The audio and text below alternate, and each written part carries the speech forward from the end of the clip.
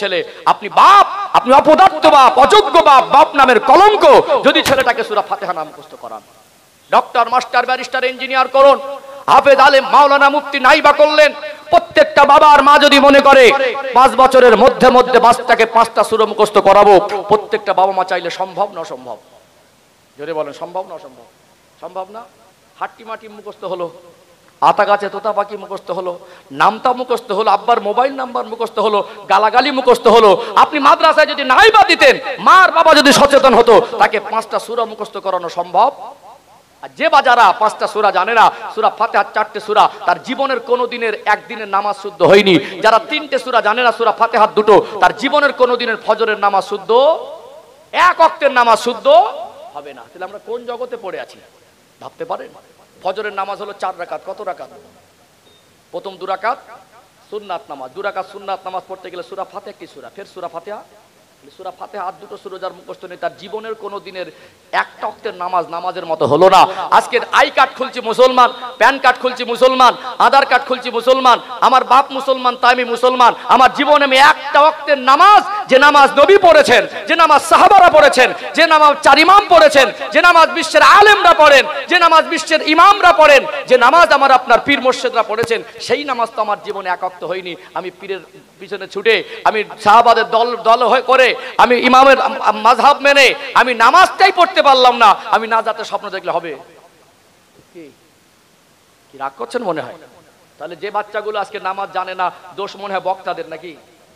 দোষ মনে হয় আলেমদের, ইমামদের, জলসা কমিটির? না, জলসা দিয়ে 2 ঘন্টা সব বাইকে নামাজি করানো সম্ভব নয়। যদি সম্ভব হতো 2 ঘন্টা কেন, 2 সপ্তাহ কেন, 2 মাস যদি থেকে আমি নামাজি করে দিয়ে যেতে পারতাম, তো নামাজি করে দিয়ে যেতাম। আমি 2 ঘন্টা নামাজি করে দিয়ে যেতে পারবো না। এই নামাজ শেখানোর দায়িত্ব বাবা মাকে কারে উঠিয়ে নিতে হবে, তবেই নামাজি হবে। কথা ঠিক না বেঠিক? তবেই নামাজি। আপনি 20 বছরে নামাজি করতে পারলেন না, হুজুর 2 ঘন্টা ওয়াজ করে নামাজি করে দিয়ে যাবে, এই হিসাব আপনি কোথায় পেলেন? আল্লাহ আমাদের বোঝার মতো তৌফিক দান করেন। বলেন আল্লাহুম্মা, বলেন আল্লাহুম্মা। তাহলে নামাজি বাড়াতে গেলে কি করতে হবে? আমরা দায়িত্ববান হই, সন্তানকে আমরা ইসলামের শিক্ষা থেকে বঞ্চিত করব না। আমরা 3টে দায়িত্ব খুব ভালো করে পালন করি। কটা? দেখবেন বাচ্চা যখন দুনিয়া আসে না, জামা দরকার 4টে, 8টা, 10টা জমা হয়ে যায় না, সবাই কিনে দেয়। তাহলে আমরা কেউ উলাঙ্গ নেই, কিন্তু কোনো বাবা মা যত গরিব হোক বাচ্চাদের উলাঙ্গ করে দেখে না। পোশাক দেয় কে? পোশাক দেয় কে? বাবা মা, তাই তো? বলেন একটু রেসপন্স দেন। পোশাক দেয় বাবা মা। মা দুধ হয় না, গরিব মানুষ ভিক্ষা করে বাচ্চাকে খাওয়ায় না, না খাইয়ে রাখে? কে খাইয়ে রাখে? খাদ্য দেয় কে? খাদ্য দেয় রিজিকের মালিক আল্লাহ। তারপরে বাবা মা তো জোগাড় করে দেয়, দেয় কি দেয় না? তাহলে না খাইয়ে রাখিনি, পোশাক না পরিয়ে রাখিনি, অসুস্থ হলে ওইভাবে ফেলে। তাহলে পোশাকের দায়িত্ব নিতে পেরেছি, খাদ্যর দায়িত্ব নিতে পেরেছি, চিকিৎসার দায়িত্ব নিতে পেরেছি, শিক্ষার দায়িত্বের বেলা কেন গাফলাতি? এই 3টের সঙ্গে একটা জুড়ে নেন। নামাজি করব, ছেলে মেয়েকে পর্দানাশীনা করব, ইসলামের আলো থাকবে। ডক্টর, মাস্টার, ব্যারিস্টার, ইঞ্জিনিয়ার হলেও তার ভিতরে বেসিক শিক্ষাটুকু থাকবে। আর বেসিক শিক্ষা না থাকলে সে ঈমান কি জিনিস ভালো করে বুঝবে না। ওর ওয়াজ কানের ভিতরে যাবে না, মাথার উপর থেকে যাবে। ওয়াজ করবেন কাকে? কিছু মানুষ জলসা হলে আমার ছেলেরা মেলায় ঘরে, ওর কাছে ওটাই জলসা। কি তাকে হেদায়েত করবেন কোথা থেকে? না মসজিদে যাচ্ছে, না আলেমদের কাছে বসছে, না মোবাইলে একটা ভালো আলেমের বক্তব্য শুনছে, ওখানেও ফ্রি ফায়ার না নাচ গান। মার্কেটে জলসা হচ্ছে, সেখানে না ঘোরাঘুরি হচ্ছে, কি হয় না বলেন না? এই আশপাশে আপনাদের গ্রামে জলসা হচ্ছে, বাজার বসেছে কিনা জানি না, বসেছে হালকা পাতলা নাকি? আচ্ছা মেলা বসেছে ধরুন, আচ্ছা বসেছে কেন বা কেন বসেন ওটা আলাদা কথা, আমি একটু উদাহরণ দেই। মেলা বসেছে তো, ওই মেলাটা খালি না লোকজন আছে? আছে তো আছে। আচ্ছা ছেড়ে দেন, আমি বোঝাচ্ছি কি দেখেন। আশপাশ এলাকা থেকে কিছু ছেলে বলে এসছে, ইয়াং যারা ঘুরছে 15 বছর, 16 বছর, 17 বছর, এদের খুব সৎ উদ্দেশ্য নিয়ে ঘুরছে বলে মনে হয়, চিন্তাগুলো পবিত্র বলে মনে হয়। যদি মেয়েরা না থাকতো, যুবকরা ওখানে ভিড় করতো না। আশপাশ এলাকা থেকে কিছু ছেলে এসছে, কিন্তু ওকে কেউ জিজ্ঞাসা করছে কোথায় যাচ্ছি, বললো আমি জলসায় যাচ্ছি। একটু রাত ভারী করে বাড়ি যাবে, মা বললো কোথায় ছিলি, বললো জলসায় গিয়েছিলাম। তাহলে ওর কাছে জলসা কোনটা? ওইটা। কিন্তু ওই ছেলেটা 10 মিনিটের জন্য এখানে আসবে না। হেদায়েতটা করবেন কি করে? সে মাল তো গন্ডির মধ্যে নেই, গন্ডির মধ্যে ও তো বসবে না। তাহলে ওই ছেলেটা আজকে ওর কাছে মেলার মেয়ের পিছনে ঘোরাটা জলসা মনে হচ্ছে। আলহামদুলিল্লাহ কিছু আমার ভাইদের ভিতরে বসেছে না বসেনি, এটা আপনার কাছে জলসা, ওটা ওর কাছে। আজ ওই ছেলেটার জীবন অন্ধকারে ডুবে থাকার কারণে ওর বাপ মা 100% দায়ী। কথা ঠিক না বেঠিক? রাগ করছেন নাকি? আমি কিন্তু পরিবর্তন কেন হয় না, আমরা ইসলাম কেন মানতে পারছি না, মানবো কোন রাস্তায়, আমি এইটুকু বোঝানোর চেষ্টা করছি। হারাম হালাল নেকি গোনা কোনটা সব আমরা জানি। চলুন একবার তাকবীর দেবো, দরুদ শরীফ পড়ে নেবো। আমার সময় সমাপ্ত হয়ে আসছে। আর একটা ইমানের দৃষ্টান্ত তুলে ধরে রোজার মাসের সম্পর্কে সংক্ষিপ্ত কিছু আলোচনাও দরকার আছে না নেই? বিস্তারিত বলবো না ইনশাআল্লাহ, সংক্ষিপ্ত কিছু বলবো। যে কটা বলবো একদম সলিড আর খাঁটি বলবো ইনশাআল্লাহ। কি যে কটা বলেছি সলিড বলেছি তো নাকি এই পর্যন্ত? কি মনে হয় সলিড বলেছি না? একটু তাকবীর দেবো, দরুদ শরীফ না পড়লে মজলিসের হক আদায় হয় না ইনশাআল্লাহ। আমি আর যতক্ষণ থাকি কটা খাঁটি কথা বলে যাবো ইনশাআল্লাহ। একটু মহব্বতে দরুদ শরীফ আল্লাহুম্মা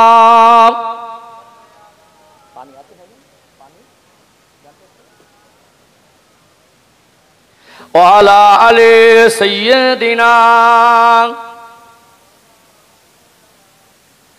हुब्बे अहमद जुल्ही सीने में है, मैं हूँ मेरा दिल मदीने में है, फूल तो फूल काटूं क्या हुस्न है, लुत्फ़े जन्नत से बढ़कर मदीने में है। अल्लाहुम्मा सल्ली अला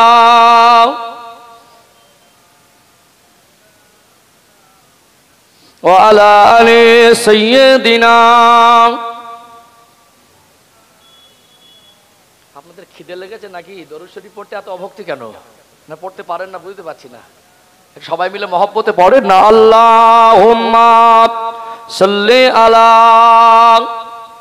সাইয়্যিদিনা মাওলানা মুহাম্মদ ওয়া আলা আলি সাইয়্যিদিনা মাওলানা মুহাম্মদ।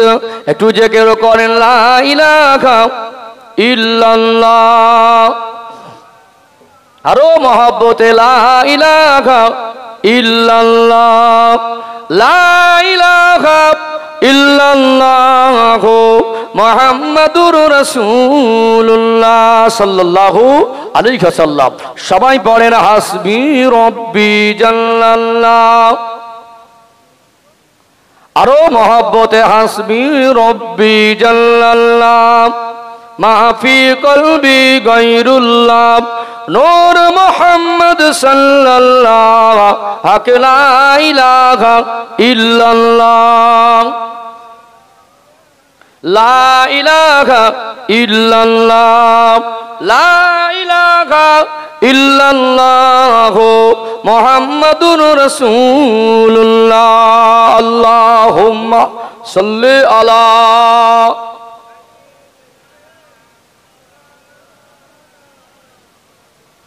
ওয়া আলা আলি সাইয়্যিদিনা। ও ভাইজানেরা, সোনার মানিক যুবকেরা, আব্বারা মায়েরা, আবারও মনে করিয়ে দেয় আল্লাহ দয়াময় পবিত্র কালাম কোরআনুল কারীমের ভিতরে স্পষ্ট করে জানিয়ে দিলেন, আলা তামুতুন্না ইল্লা ওয়া আনতুম মুসলিমুন। ওরে আমার বান্দা বান্দি, মরতে যদি হয় পরিপূর্ণ মুসলমান না হয়ে মৃত্যুবরণ করো না। আর পরিপূর্ণ মুসলমান হতে গেলে আল্লাহ পাক যেগুলো আদেশ করেছেন, আল্লাহ পাক যেগুলো নিষেধ করেছেন, আল্লাহর হুকুম মোতাবেক জীবনটুকু তৈরি করা দরকার আছে না নেই? লা ইউকাল্লিফুল্লাহু নাফসান ইল্লা উসাহা।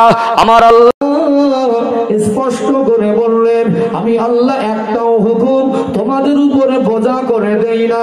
আমরা যেগুলো মানছি না, পারবো না বলে নয়, যে আমলগুলো করছি না, হারাম হালাল বেঁচে চলছি না, আদেশ নিষেধ গুলো আমল করতে পারছি না, পারবো না বলে নয়, এটা আমাদের এক প্রকার বদমাইশি।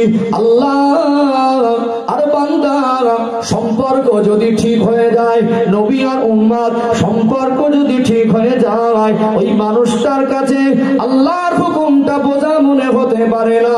একটা মানুষ আল্লাহকে নবীকে ভালোবেসে জানটুকু কুরবান করতে পারে কি পারে না? ও ভাইরা বাবাজিরা, আমরা সবাই ঈমানদার। আমাদের ঈমান আর মুমিনদের ঈমানের মধ্যে পার্থক্য আছে না নেই? আমরা মুসলমান সবাই মুমিন নয়। মুমিন বান্দাদের ঈমান আর সাহাবাদের ঈমানের মধ্যে পার্থক্য আছে না নেই? যত বড় আল্লাহর ওলি হোক, একজন সাহাবার সমপরিমাণ মর্যাদা তার হবে না। আল্লাহ পাক দুনিয়ার জমিনে সাহাবাদের উপরে রাজি খুশি সন্তুষ্ট হয়েছিলেন। সবথেকে খাঁটি ঈমান, নিখুঁত ঈমান হলো নবীদের ঈমান।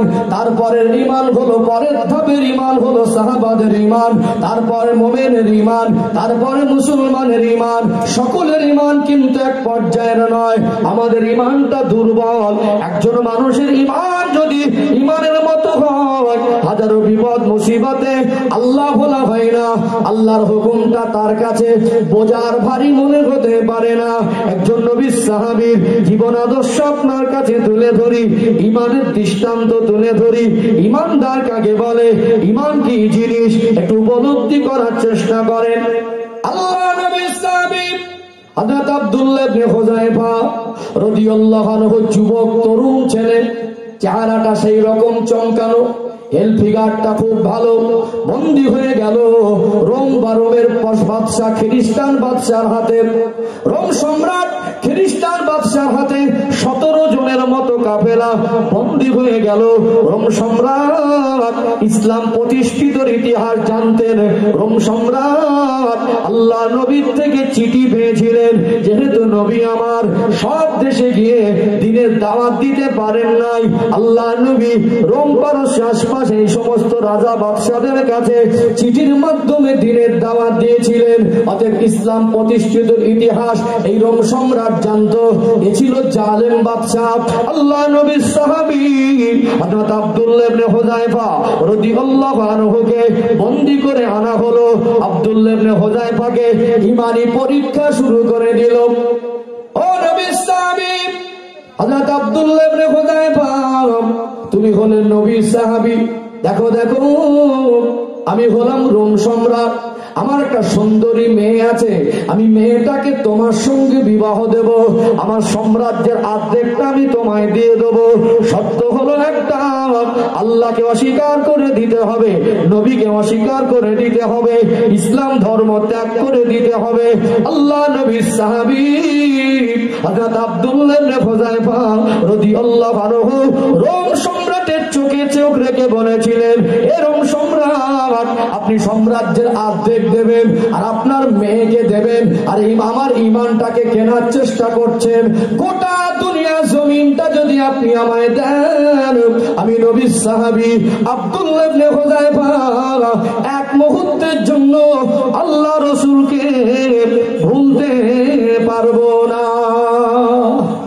যদি বলেন না সুবহানাল্লাহ, 500 টাকা ঈমান বিক্রি হয়ে যায়। কত টাকায়? 500 টাকা ভাগ পেলে না সাক্ষীটা উল্টে দেয়, দেখছেন নাকি? 500 টাকায় ঈমান বিক্রি। আল্লাহ আমাদের বোঝার তৌফিক দান করেন, বলেন আল্লাহুম্মা আমিন।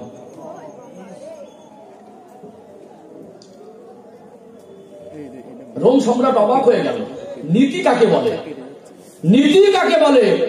আজকে মানুষ পদের লোভে আর নারীর লোভে ধ্বংস হচ্ছে না, হয় না? আচ্ছা আচ্ছা, বাবুগুলো দু জায়গায় ফেসে গেছে, এক টাকার লোভে, হ্যাঁ, আজও দেখবে নিউজ চ্যানেলে তার আখেরাত বরবাদ করে। আমার কওমের পক্ষে আসুক আর বিপক্ষে আসুক, মিথ্যে কথাগুলো গুছিয়ে গুছিয়ে বলে। কিছু ইমানদার আছে না, নেই? আছে না? আজ পথ টিকে রাখার জন্য মানুষ তার নিজের অস্তিত্ব বিলীন করে দেয়, তার ইমানের পরিচয়টুকু মাঝে মাঝে সেটা অনেকের কাছে আর পরিচয় দিতে চায় না। অনেক সময় সম্প্রীতি দেখাতে গিয়ে ইমান চলে যাওয়ার মতো কিছু কর্মকাণ্ড কথাবার্তা মাঝে মাঝে নিউজ চ্যানেলে শোনা। আপনি যা কাজ করেন আপনার ব্যাপার, তবে আমি আমার ইমান শরিয়াতের দৃষ্টিকোণ থেকে যে কতটুকু বলার হক আমার আছে সেইটুকু আমি ভেবে বলার চেষ্টা করি। কথা ঠিক না বেটি? এটুকু বলা তো অপরাধ নয় যে আপনি ইমান ধ্বংস হওয়ার মতো কাজ করতে পারেন না, ইমান ধ্বংস হওয়ার মতো কথাবার্তা বলতে, এটুকু আমার জায়গা থেকে আমি বলবো না। আল্লাহ কোরআন ইসলাম কি শুধু গরিব মানুষের জন্য না, সর্বস্তরের মানুষের জন্য? কথা ঠিক না বেটি?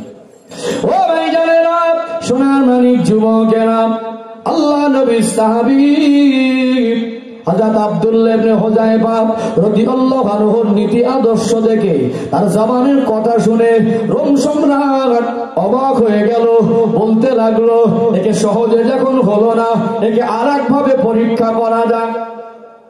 দেখবেন যুবক বয়সে একটা যুবক, তরুণ তো জোয়ান তরুণ যুবকের যৌবন টলমল অবস্থা, ওই সময় একটা শিকারী হিসাবে একটা সুন্দর রমণীকে অর্ধনগ্ন করে আল্লাহ নবীর সাহাবী হযরত আব্দুল্লাহ ইবনে হুযায়ফা রাদিয়াল্লাহু আনহু জেলখানার মধ্যে ঢুকিয়ে দেওয়া হলো। ওই মেয়েটাকে বলে দেওয়া হলো যে কোনো মূল্যে তোমাকে নবীর সাহাবী হযরত আব্দুল্লাহ ইবনে হুযায়ফার সঙ্গে ফিজিক্যাল সম্পর্ক, শারীরিক সম্পর্কে লিপ্ত হতে হবে। আল্লাহ নবীর সাহাবী হযরত আব্দুল্লাহ ইবনে হুযায়ফা রাদিয়াল্লাহু আনহুকে বিভিন্নভাবে আকর্ষিত করার চেষ্টা করে। আব্দুল্লাহ ইবনে হুযায়ফা রাদিয়াল্লাহু আনহু তার সঙ্গে জেনায় লিপ্ত হওয়া তো দূরের কথা, একবারের জন্য তার চেহারার দিকে দেখে নাই। সকাল হয়ে গেল, ওই সুন্দরী রমণী রোম সম্রাটের কাছে বলেছিল, এ রোমের বাদশাহ, আপনি আমাকে কার কাছে পাঠিয়েছেন? উনি কি আসলে মানব না দানব? দুনিয়ায় বহু মানুষ দেখেছি, এই রকম মানুষ আমি দেখিনি। অতএব আমার সঙ্গে ফিজিক্যাল সম্পর্ক তো দূরের কথা, আমার চেহারার দিকে একবারও দেখিনি। একটা মানুষ তার অন্তরে আল্লাহর ভয় যখন বেশি থাকে, আল্লাহ এবং নবীর মহব্বত যখন বেশি থাকে, দুনিয়ার সর্বস্ব সবকিছু ত্যাগ করে, কিন্তু আল্লাহকে রসুলকে তার কাজের দ্বারা কষ্ট দেয় না। এটা হলো খাঁটি ইমানদারের পরিচয়। রোম সম্রাট অবাক হয়ে গেল। দেখবেন যত জওয়ান যুবক হোক, শক্তিশালী হোক, খাদ্য পানি যদি বন্ধ করে দেওয়া হয়, ওই মানুষটা দুর্বল হয়ে যাবে কি যাবে না? রোম সম্রাট কঠিন পরীক্ষায় ফেলে দিল। জালেম বাদশা অর্ডার দিয়ে দিল, নবীর সাহাবী আব্দুল্লাহ ইবনে হুযায়ফাকে আর খাদ্য পানি কিছু দিও না। 3 দিন 3 রাত অতিবাহিত হয়ে গেল, সামান্য খাদ্য পানি দেওয়া হলো না। আল্লাহ নবীর সাহাবী আব্দুল্লাহ ইবনে হুযায়ফা রাদিয়াল্লাহু আনহু ক্ষুধায় কাতর হয়ে গেলেন, পিপাসায় মনে হয় বুকটা ফেটে যাচ্ছে। রোম সম্রাট বলল, ইসলামের শরীয়তে হারাম বস্তু দুটো, একটা হলো মদ আর একটা হলো শুকরের গোশত। ও জান বাঁচানোর তাগিদে অতএব খেতে যেন বাধ্য হয়, ওর সামনে মদ আর শুকরের গোশত পেশ করো। আল্লাহ নবীর সাহাবী হযরত আব্দুল্লাহ ইবনে হুযায়ফা রাদিয়াল্লাহু আনহুর সামনে মদ আর গোশতটাকে শুকরের গোশত পেশ করা হলো। এ নবীর সাহাবী আব্দুল্লাহ ইবনে হুযায়ফা, এটা তোমার জন্য বরাদ্দ, তুমি খাবে কি খাবে না সেটা তোমার ব্যাপার। তুমি যদি বাঁচতে চাও, এই খাদ্যের বিকল্প খাদ্য তোমায় দেওয়া হবে না।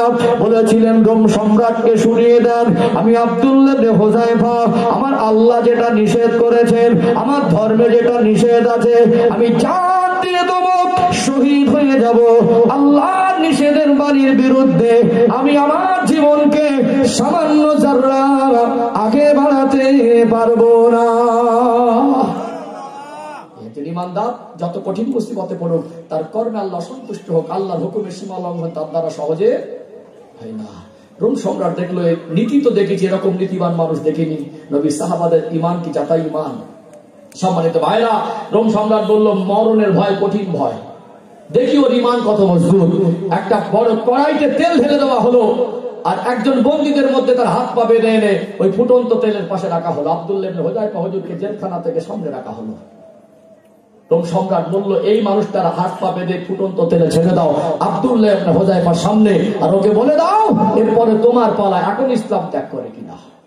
আব্দুল্লাহ ইবনে হুযায়ফা রাদিয়াল্লাহু আনহু সামনে দাঁড়িয়ে দেখছেন যে তার সামনে তার একজন সঙ্গীকে ফুটন্ত তেলে ছেড়ে দেওয়া হলো, চোখ থেকে অঝরে পানি ঝরছে।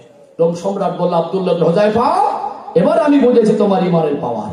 মরণের ভয় সকলের আছে, দেখো বুঝতে তো পেরেছি তুমি ভয়ে কাঁদছো, এখনো সময় আছে, তুমি ইসলাম ত্যাগ করে দাও, আল্লাহকে রাসূলকে অস্বীকার করে দাও, তোমাকে আমি মুক্তি করে দেবো। তবে যদি তুমি অস্বীকার না করো, এবারে দেখো এইরকম ভোগান্তি তোমার হবে, এই ফুটন্ত তেলে তোমার যাওয়ার পালা, এখন তোমাকে ফুটন্ত তেলে ছেড়ে দেবো, এটা কি তুমি সহ্য করতে পারবে না ঈমান ত্যাগ করবে? তোমার সামনে দুটো রাস্তা। আমি আপনি হলে কি করতাম? হাতে পায়ে ধরে কান্নাকাটি শুরু হয়ে যেত না?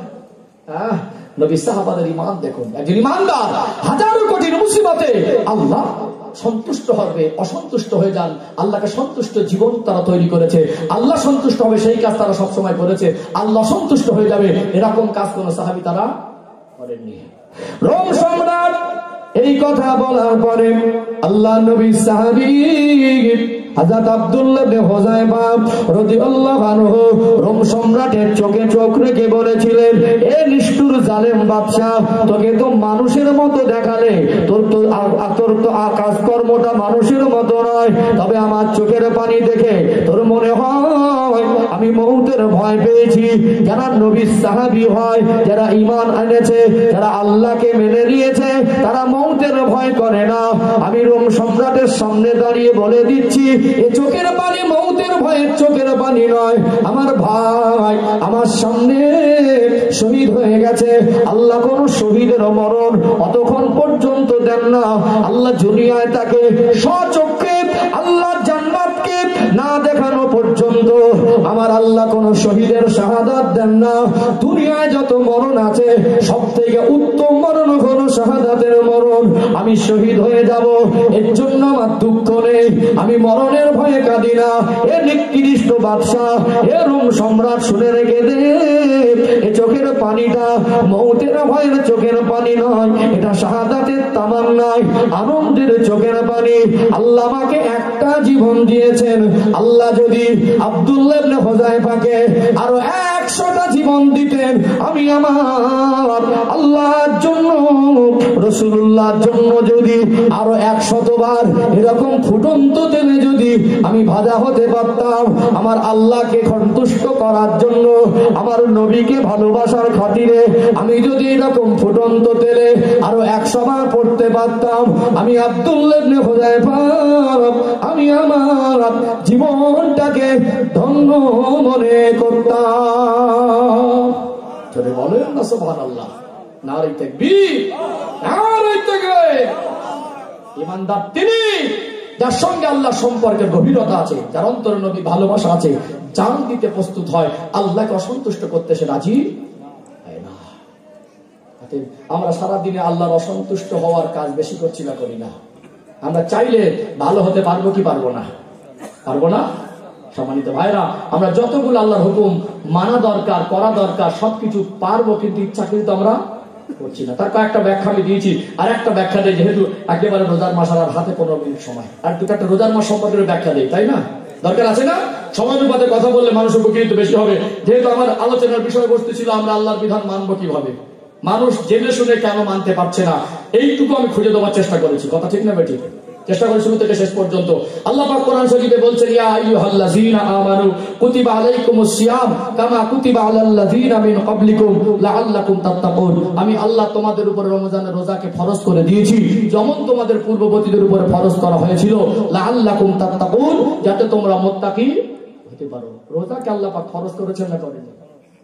আল্লাহ যদি রোজা ফরজ করে দেন, আল্লাহ যদি অপর আয়াতে বলেন লা ইউকাল্লিফুল্লাহু নাফসান ইল্লা উসাহা, আল্লাহ পাক যদি বলেন যে আমি আল্লাহ তোমাদের উপরে কোন হুকুমকে বোঝা হিসাবে চাপিয়ে দেইনি, তোমরা যেটা পারবে না এরকম হুকুম একটাও দেইনি, তাহলে আল্লাহ যদি রোজার হুকুম দেন আমরা সবাই পারবো কি পারবো না? এখন যারা রোজা রাখে না তারা কি পারবে না বলে রাখে না, না ইচ্ছা করে রাখে না? এইটুকু ব্যাখ্যা দেওয়া।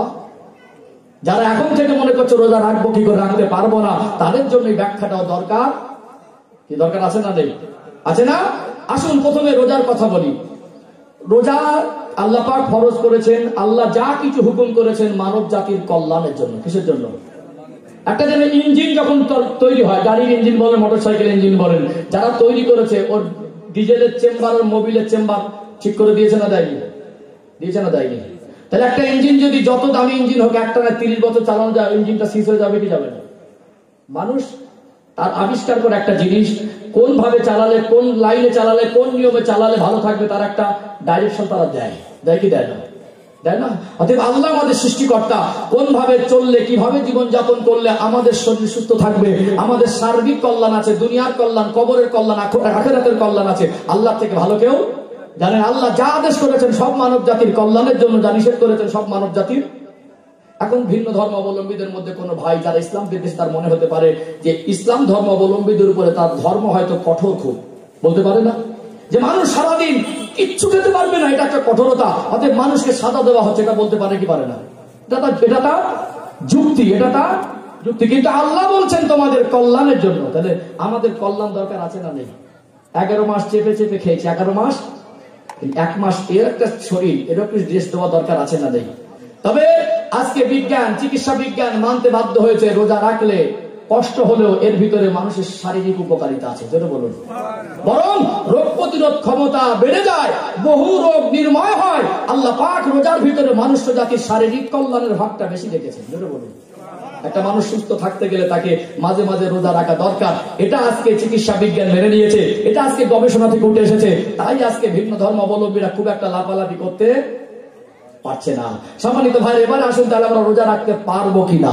এমনও সময় রোজা আসে প্রচন্ড গরম, তাই তো নাকি? রোজা রাখতে এখন দেখবেন ছোট ছোট বাচ্চাগুলো যখন রোজা রাখার জন্য আব্বা মার কাছে আবদার করে, মা আমাকে ডাকবেন রোজা রাখবো, আব্বা আমাকে ডাকবেন রোজা রাখবো, বলে না? অনেক সময় আব্বা মা বলে তোর শরীর খারাপ হবে, তুই এত কষ্ট করে রোজা রাখতে পারবি না। আব্বা মা এক সময় ছেলেটা রাখার জন্য চেষ্টা করছিল, ওকে শেখায়নি, ওকে শেখায়নি। এখন বড় হয়ে খাবার দাওয়া সবার তো সমান, একটু বেশি খায়, একটু একটু খিদে বেশি, স্বাস্থ্য শরীর ভালো। এখন বড় হয়ে ছেলেটা রোজা রাখতে পারছে না, ছোটবেলাকে শিক্ষা দেওয়া হয়নি। এখন কি বলছে? আমি রোজা রাখতে, কি বলছে? রোজা রাখতে পারবো না। তারপরে কিছু বউ পাগলা আছে, মাইন্ড করবেন, একটা চালু বাংলায় বললাম, কেন বলে তারও ব্যাখ্যা দিচ্ছি। স্ত্রীকে ভালোবাসেন, অবশ্যই ভালোবাসা দরকার আছে। আল্লাহ নবী সাল্লাল্লাহু আলাইহি ওয়াসাল্লাম স্ত্রীদের ভালোবেসেছেন, তাদের হক আদায় করতে বলেছেন, অনেক বিস্তারিত ব্যাখ্যা আছে। অতএব স্ত্রীর হক নষ্ট করলে তো অসুবিধা, বরং স্ত্রীর হক আদায় করার কথাটা বলা হচ্ছে। কথা ঠিক না বেঠিক? কিন্তু কিছু কিছু আমাদের ভদ্রলোক, আমাদের যুবক ছেলেরা বলে, এই দেখো তুমি যদি রোজা রাখো তোমার শরীর খারাপ হয়ে যাবে। বলে সোনা তুমি রোজা রেখো না। হ্যাঁ, একে বউ পাগলা ছাড়া কি বলবেন? আল্লাহর হুকুম, তার উপরে ফরজ। তারপরে তার স্ত্রীকে বলছে তুমি রোজা রাখলে রোগা হয়ে যাবে, শরীর খারাপ হয়ে যাবে, তোমাকে রোজা রাখতে। আবার বহু মানুষ বাহানা দেয়, আমার এইবারে গ্যাসের রোগ, হ্যাঁ আমার শরীরটা অসুস্থ, আমি খিদে সহ্য করতে পারি না, এইরকম একটা বিভিন্ন রকম ও টাল বাহানা ওজোর দিয়ে মানুষ আজকে রোজা রাখে না। বহু মানুষকে দেখা যায়, প্রত্যেকটা গ্রামে কিছু কিছু চালাক মানুষ আছে, খুব সুন্দর করে মেকআপ দেয়, আমার অসুবিধা, আমার শরীরটা খারাপ, আমি রোজা রাখতে পারবো না, আমার গ্যাস বেড়ে যায়, আমার যত রকম অসুস্থ হয়, অনেক রকম বাহানা দেয় কি দেয় না। আসলে কি যারা বলছে রোজা রাখতে পারবো না, আমি পাচ্ছি না, আসলে কি এটা তাদের অপারগতা না বদমাইশি? আল্লাহ যদি বলেন আমি আল্লাহ কোন হুকুম মজা করে দেইনি, আরো সুস্থ সবল, হ্যাঁ এমন কঠিন রোগ আছে ডক্টর বলছে এর জন্য রোজা রাখা নিষিদ্ধ। অতএব এইরকম পর্যায়ে আল্লাহ এত কঠোর না যে একটা অসুস্থ মানুষের উপরে চাপে দিয়েছে। সত্যিকার অসুস্থ হলে তার জন্য রোজা ছাড় আছে না নেই? ছাড় মানে রোজা মাসে ছাড়, পরে তাকে কাজা করে দিতে হবে। তারপরে সুস্থ সবল মানুষের জন্য রোজার হুকুম আছে না নেই? ছাড় নেই। আজকে যারা বলছে রোজা রাখতে পারি না, এদের যে বদমাইশ একটু প্রমাণ করে দেবো। কি প্রমাণ করে দেবো? একটু দেবো। এখন যদি কোন ভদ্রলোককে বলা হয় যে ফজরের আজান হয় কটা, এখন 4টের পরে অক্ত আসে, তাই তো? যদি বলা হয় যে রাত 2টো থেকে নিয়ে সন্ধ্যা 7টা পর্যন্ত আরো 3 ঘন্টা বাড়িয়ে দেবেন, কিচ্ছু খেতে দেবো না, আমার সামনে বসে থাকতে হবে, 50,000 টাকা দেবো, কে রাজি হবে না বলে তো? কি যে বা যারা বলে আমার রোজা রাখতে পারবো না, রোজা রাখতে পারিনি, খিদে সহ্য করতে পারিনি, আমার গ্যাস বেড়ে যায়, অম্বল বেড়ে যায়, রোগ বেড়ে যায়, বিমার বেড়ে যায়, কত রকম কাজ বাহানা দেয়, ওকে বলবেন 1 লক্ষ টাকা দেবো, ফজরের আজান হওয়ার আগে থেকে নিয়ে মাগরিবের আজান পর্যন্ত আমার সামনেই বসে থাকতে হবে, কিচ্ছু খেতে দেবো না। কে রাজি হবে না? একজন নাম বলেন তো, কি মনে হয়? রাজি হবে না? যদি বলা হয় 1 মাস রোজা রাখো, মাসে 1.5 লাখ টাকা দেবো, মানে এক একদিন রোজার বিনিময়ে 5,000 করে, কে রাজি হবে না? ও যত গরম হোক বলবো তুই 1 মাস কেন, সারা বছর বলে সারা বছর রাখবো, কি বলবে কি বলবে না? এবারে আসুন, মানুষ টাকার জন্য পারবে, এটা আমাদের বিবেক বুদ্ধি হিসেব বলে দিচ্ছে, কি আল্লাহর জন্য পারবে না? পাকাম হচ্ছে নাকি? চালাকি মানুষের কাছে করবে, আল্লাহর সঙ্গে চালাকি করবেন? লা ইউকাল্লিফুল্লাহু নাফসান ইল্লা উসাহা। আল্লাহ এরকম একটা বিধান বান্দার উপরে চাপিয়ে দেয়নি, বান্দির উপরে চাপিয়ে দেয়নি যেটা বান্দা বান্দি পারবে না। অতএব আল্লাহর জন্য তো কষ্ট করতে হবে। তার জন্য বিনা কষ্টে কি হয় বলেন? বিনা কষ্টে কি হয়? ঘর করার জন্য কষ্ট করলেন, মরে গেলে ঘরে তো 24 ঘন্টা রাখবে না। জমি কিনলেন কষ্ট করে, ওই জমি তো আপনার না, আজ থেকে 500 বছর আগে কার কাছে ছিল আপনি জানেন না, আপনার মরণের পর 200 বছর পরে কার হাতে যাবে সেটা আপনি কষ্ট আল্লাহর জন্য করছেন না কেন? আপনি কেন টাল বাহানা দিচ্ছেন? ধোঁকাবাজি, মানুষকে ধোঁকাবাজি করবেন, আল্লাহর সঙ্গে ধোঁকাবাজি করতে পারবেন না। আপনার বিবেককে জাগ্রত করুন, আপনি পারবেন না এই কথা বলবেন না, আল্লাহর হুকুমটা মন থেকে মেনে নেন। আপনার ইমানি দুর্বলতা, আপনার ভিতরে শয়তানি ভাষা, আপনার মনের বদমাইশির কারণে আপনি অপারগ বলে রোজা ছেড়ে দিচ্ছেন এমন নয়, বহু মানুষ ইচ্ছাকৃত রোজা ছেড়ে দিচ্ছে। সম্মানিত ভাইরা, যদি কেউ 1 লক্ষ টাকার জন্য যদি 12-14 ঘন্টা শুকিয়ে থাকতে পারে, আল্লাহ যে চোখের জ্যোতি দিলেন, চোখের জ্যোতির দাম বেশি না 1 লক্ষ টাকার দাম বেশি? জোরে বলেন। আল্লাহ চলার শক্তি দিলেন, বলার শক্তি দিলেন, হাঁটার শক্তি দিলেন, সুস্থ শরীর দিলেন, আল্লাহ 24 ঘন্টা আমাকে অক্সিজেন দিলেন। আল্লাহ পাকের জন্য তাহলে রোজা রাখতে পারবো না কেন? মানুষ এটা তাদের এক প্রকার বদমাইশি, নাফরমানি ছাড়া অন্য কিছু নয়। অতএব আমার ভাইরা যারা আমার আওয়াজ শুনছেন, মায়েরা আমার যারা আওয়াজ শুনছেন, আমি বলবো প্রথম পদক্ষেপ যারা গার্জেন আছেন বাচ্চাদেরকে রোজা রাখা অভ্যস্ত করুন। রোজা রাখার ভিতরে মানুষ জাতির কল্যাণ আছে।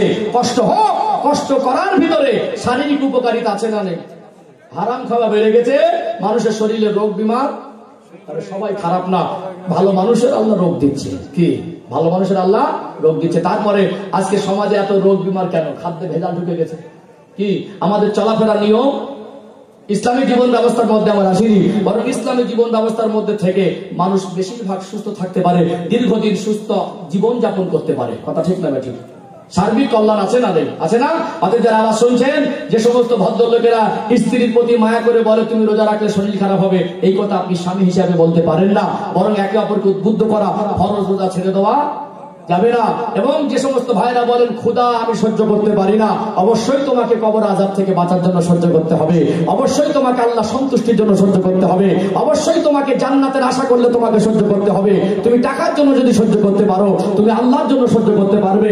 আজকে তুমি 1 লক্ষ টাকা তোমার কাছে দামি মনে হয়, তোমার চোখের যদি আল্লাহ পাক কয়েক লক্ষ টাকা দিয়ে যদি পাবে না, তুমি 3টে দিন চোখ বেঁধে যদি ঘোরো, বুঝতে পারবে আল্লাহ আমাকে কত নিয়ামত দিয়েছে। তুমি একদিন হসপিটালে যদি অক্সিজেন দাও, একটা বড় নার্সিং হোমে, অ্যাপোলো বলেন, নারায়ণায় বলেন, একটা ভালো হাই কোয়ালিটি নার্সিং হোমে যান, গিয়ে হসপিটালে যদি অক্সিজেন দেয়, বেড ভাড়া ধরে কত টাকা বিল করে দেখেন। আল্লাহ আপনাকে যতটা হায়াত পেয়েছেন, 30-40 বছর, 45 বছর, আল্লাহ আপনাকে হায়াত দিলেন, আল্লাহ আপনার অক্সিজেন যোগান দিলেন, সে আল্লাহর উপরে কেন আপনি সন্তুষ্ট রাখতে পারবেন না? আপনি রাখছেন না, আপনি রাখতে পারবেন না বলছেন, এটা অপারগতা নয়, এটা আপনার এক প্রকার বদমাইশি, এতে সন্দেহের অবকাশ নেই। কথা ঠিক না? ক্লিয়ার করে দিলাম, বুঝতে পারলেন? সময় সমাপ্ত হয়ে আসছে, তো আমি যে কটা কথা বলবো খাঁটি কথা। সম্মানিত ভাইরা, আর 5টা মিনিট সময় আছে, মোটামুটি এই কথা বলি আপনাদেরকে। রোজার মাস, কি মাস? অনেক আলোচনা, শুধু রোজা নিয়ে আলোচনা করলে, যেহেতু আমি একটা গুরুত্বপূর্ণ একটা প্ল্যাটফর্মে আলোচনা করেছি, একটা বিষয় ভিত্তিক আলোচনা করেছি, যার কারণে আমি ধাপে ধাপে একটা পাঠ বোঝাতে চেয়েছি যে আল্লাহর হুকুম আজকে মানুষ মানছে না কেন, মানবো কিভাবে, এইটুকু আমি বোঝাতে চেয়েছি, এইটুকু আমি ক্লিয়ার করতে পেরেছি। সম্মানিত ভাইয়ের, এবারে বলবো যারা দাঁড়িয়ে রাখেন না, কেন রাখেন না? রাগ করবেন না, একটা টাটকা কথা বলছি। আমি খুব কড়া ভাষায় বক্তব্য করে অভ্যস্ত না, বরং কড়া ভাষায় কিছু শব্দ চয়নে ভুল হলে ইসলামের সৌন্দর্য নষ্ট হয়। কিছু বক্তা আছে, আলেম, তাকে সম্মান করি, কিন্তু এমন এমন ভাষা স্ত্রীদের কথা বলে, ভিন্ন ধর্মাবলম্বীদের কাছে গেলে তারা ঘৃণার চোখে দেখে। একজন ধর্মগুরু, একজন আলেম, একজন নবীর ওয়ারিস, তারা কম তাদেরকে এত সম্মান করে, এদের মুখের ভাষা যদি হয়, সাধারণ মানুষের কি শিখবে এদের থেকে? এরা আবার সমাজে নেতৃত্ব দেয়, এটা লজ্জাজনক। কথা ঠিক না বেঠিক? অতএব মানুষকে ভালোবেসে বুকে টেনে যতটা বোঝানো যায়, মানুষের সঙ্গে আঘাত দিয়ে কড়া ভাষায় অতটা বুকে টেনে বোঝানো যায় না। তাকে বোঝানোটাই উদ্দেশ্য। তাকে আমি তো ভালো করতে পারবো না, ভালো করার ক্ষমতা থাকলে তো ভালো করে দিতাম। কি তাকে অনেক মানুষ দেখবেন জেল খেটে এসেও চুরি করে, কি বলে বোঝা যায় না, চুরি করে ধরা পড়ে জেল খেটেছে, ফেলেছে, জেলে দিয়ে ভালো হলো। অনেক মোস্তান আছে, জেলে চলে গেল, মোস্তানি চলে এসে মোস্তানি কথা মনে হয় বেহেসে বলছে, একটা বেহেসের কথা বলো মানুষ না। আমি নেমে যাবো, প্রত্যেকটা মানুষের জন্য মনে আসছে মাহফিল থেকে কিছু পেয়েছি।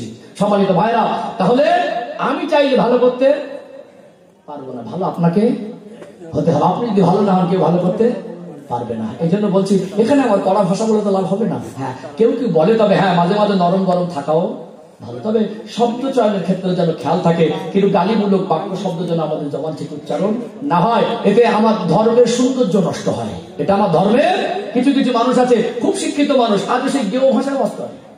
কি শিক্ষার তো একটা মর্যাদা আছে, একটা শিক্ষিত মানুষ হিসেবে আমাকে এখানে বসিয়ে দেবে, এত জ্ঞানী গুণী শিক্ষিত, এত দিনদার মানুষ আজ আমার সামনে আছে, কথাগুলো দূর দূরান্তে পৌঁছে যাচ্ছে, একটা কথা রেকর্ড হয়ে আজকে কত বছর মিলিয়ন মিলিয়ন ভিউজ হচ্ছে। তাহলে আমার কথাটা যদি শব্দ চয়নে ভুল হয়, কথা যদি স্বাধীনতা না থাকে, সভ্যতা না থাকে, সৌন্দর্য না থাকে, গঠনমূলক বক্তব্য না হয়, এতে ইসলামের সৌন্দর্য নষ্ট হয়। কিছু অন্য ধর্মাবলম্বী আমাদের প্রতি ধারণা খারাপ হয়, বরং এটুকু আমাদের সবসময় সাবধানতা অবলম্বন করা দরকার। আমি চেষ্টা করেছি ভদ্রতার সঙ্গে বলার। তারপরে বলবো যারা দাঁড়িয়ে রাখেন না, কেন রাখেন না? পারবেন না বলেন না বদমাইশি করে। কি বহু মানুষ আছেন, আমার আব্বার বয়সী মানুষ, দাদুর বয়সী মানুষ, আমি বলবো আমার থেকে আপনার জ্ঞান বেশি। কোনোদিন আমি নিজেকে আলেম মনে করিনি, বড় বক্তা মনে করিনি, আমার ভিতরে কিচ্ছু নেই। আমার ক্লাসমেট যারা, তারা মোটামুটি ওই ব্যবসা করে, প্যান্ট শার্ট পরে, এখন দেখা হলে সুসম্পর্ক, কিন্তু আমি মনে করি আল্লাহ আমাকে ভালো রেখেছেন, শুকরিয়া আলহামদুলিল্লাহ। কি দিনের কথা বলতে পারছি আলহামদুলিল্লাহ। তবে সম্মানিত ভাইরা, মাঝে মাঝে বলি কিছু কিছু মানুষের পাত তলা আর মাথার তালু পর্যন্ত সব থেকে গেছে, তারপরে দাঁড়িয়ে রাখেন। ওকে আমি বুঝিয়ে বলবো দাঁড়িয়ে রাখেন, তারপর দাঁড়িয়ে রাখবে। কি হিসাব করবেন? যারা দাঁড়িয়ে রাখেন না, না রেখে কি লাভ পেয়েছে না রাখলে কি ক্ষতি হবে হিসাব করবেন। মরে যাবেন, হিসাব মিলাতে পারবেন না, বরং আপনার মন বলে দেবে রাখলে ভালো, আমি রাখছি না, আমার বদমাইশি। নবী ভালোবাসায় সুন্নাতটা নিয়ে কবরে যাব নিয়ত করেন ইনশাআল্লাহ। আমরাও নামাজ পড়বো, আমাদের বাচ্চাদেরকে নামাজ হিসাবে গড়ে তুলবো। আমি বাবা মা হিসাবে মেয়েকে পর্দায় মানুষ করবো, স্বামী হিসাবে স্ত্রীকে পর্দা রাখার আপ্রাণ চেষ্টা করবো। অতএব আল্লাহর কোন হুকুম আমাদের কাছে বোঝা নয়, অপারগতা নয়। আমরা করছি না, পারবো না বলে না, এটা আমাদের ইমানি দুর্বলতা, এটা আমাদের বদমাইশি। আমি আমার বক্তব্য এই পর্যন্ত সমাপ্ত করলাম। ভাষায়, ভঙ্গিতে, কথায় শব্দ চয় না, যদি কারোর মনে কষ্ট লাগে ক্ষমা নজরে দেখবেন। পরবর্তী আমার ভাই এসেছেন, দেখা হচ্ছে মাঝে মাঝে, দেখি মুখ দেখি, মাশাআল্লাহ দেখা হচ্ছে মাঝে মাঝে, যেতে হয় বিভিন্ন এক প্রান্ত থেকে অপর প্রান্ত পর্যন্ত। যার ভাই এসেছেন, দূরের মেহমান, ভাষায়, ভঙ্গিতে, কথা কষ্ট করে ক্ষমা নজরে দেখবেন, আমার জন্য দোয়া করবেন। এই পর্যন্ত সমাপ্ত করলাম। আসসালামু আলাইকুম ওয়া রাহমাতুল্লাহি ওয়া বারাকাতুহু। মুহাব্বতে দরুদ শরীফ আল্লাহুম্মা। আলহামদুলিল্লাহ, এতক্ষণ আপনারা শুনছিলেন আমাদের হাফেজ কারি মাওলানা রবিউল ইসলাম সাহেবের কাছ থেকে কোরআন ও হাদিস থেকে মূল্যবান কথা।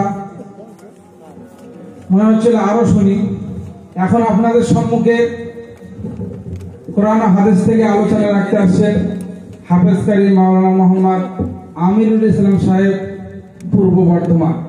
তিনি তার জ্ঞান গর্ব আলোচনা আমাদের সম্মুখে এখনই পেশ করবেন ইনশাআল্লাহ। তার আগে আমরা একটু দরুদ শরীফ পড়ি। আল্লাহুম্মা সাল্লি